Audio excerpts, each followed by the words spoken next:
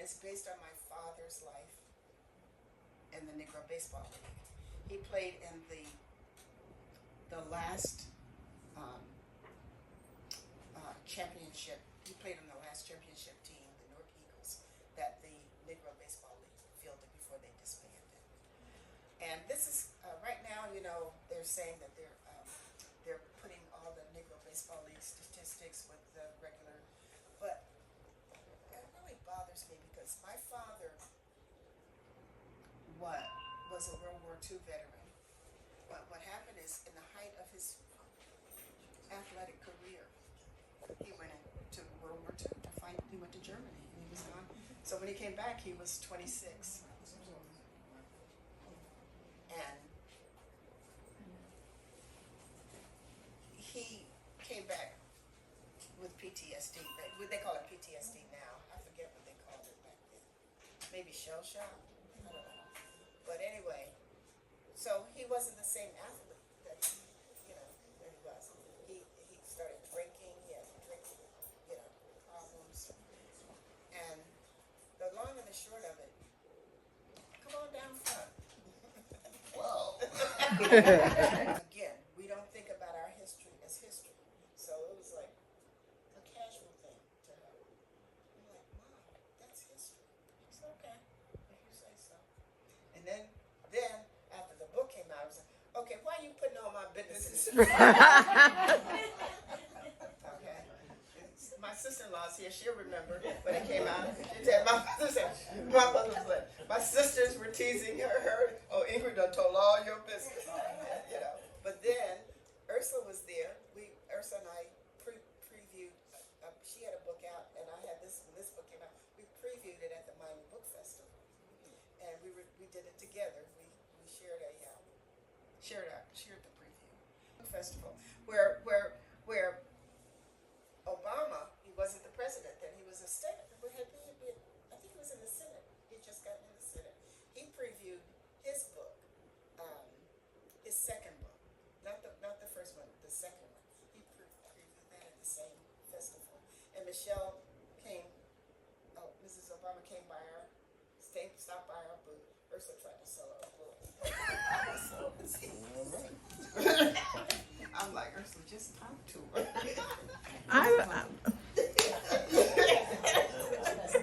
But I said all that to say, my mother was saying all that until she came to the book festival and saw, she was like, she was sitting up there like, yeah, I'm the famous one.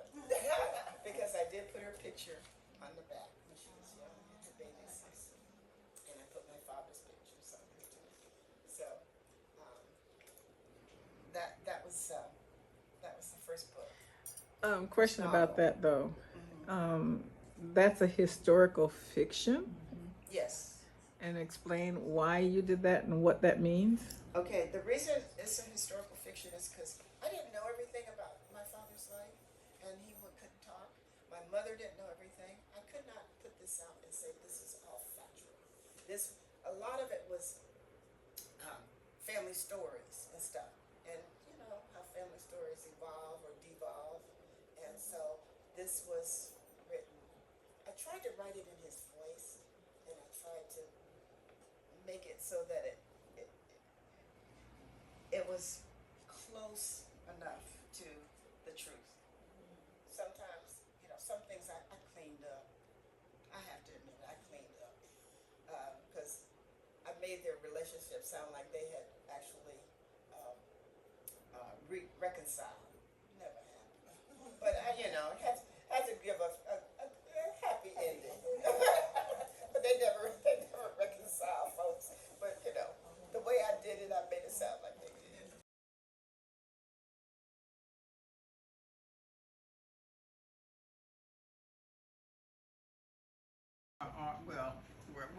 What is your group doing in order to get these people out? So we ain't doing nothing but going knocking on doors. Okay, that's the Knock same. on that door. Ain't no super formula.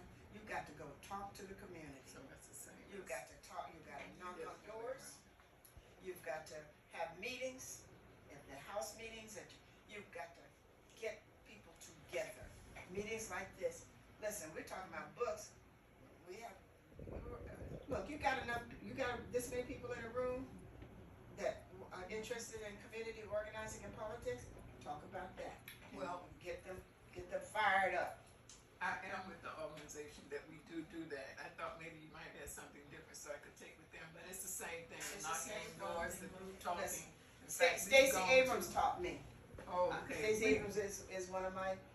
She's not my mentor so much as she's my friend. She's my sister.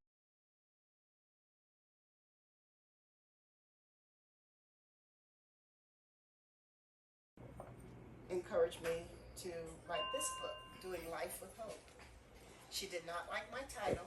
She's done all your business. We fought about this for about 2 weeks, and it was just when she was getting ready to get married, and I said, "Go on and get married, leave me alone. Stop bothering me. Let me do what I gotta do."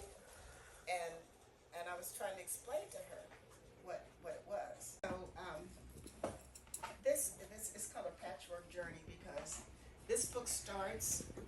This book is really was inspired by my great-great-grandfather who was a Buffalo soldier. And this book starts with his life here, his life as a Buffalo soldier. Not talking about him as a Buffalo soldier, because he'd actually left the service when I started this book. He was in California, even though he's from North Carolina. He was in California. I tell the story, I worked that into the story of how he got the funding from some of them to build this church. And the church is still going on. And he wasn't the pastor, he was the head deacon. And someone in my family has been the head deacon at that church all these years. Now, the last head deacon just passed away. My cousin Ursula recorded his story for us. We talked to, recorded it. Just passed away. He was 89. Just passed away. And so now we got to figure out they got to figure out who's the next deacon. And nobody wants it because it's, you know what, it's a thankless job. And my cousin, he did all the repairs on the church. He did, he did everything around it. And it's a thankless job. But anyway, within this story, I talk about the deacons of Hardy Grove. Is not about prison. It's not about, as I say, it sound like somebody on death row. It's not about that, but there's parts of that in the story. It's not about any of that, but it's just that we are doing things, and we have to have hope in doing it. I mean, basically,